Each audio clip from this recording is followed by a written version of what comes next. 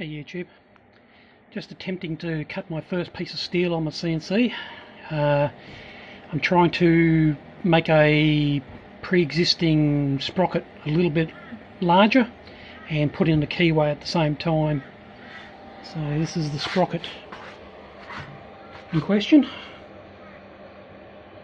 see there, I've already started to take a little bit out of it. It's cutting quite nicely.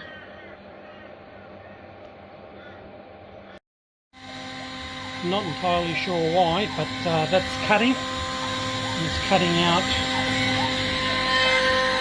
this job right here, but the can't see anything happening here on the display, and also there's nothing happening on the X and the Y.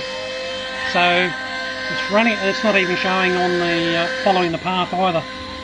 So I don't know whether this is caused by too many lines in the G code or what, but it's cutting fine.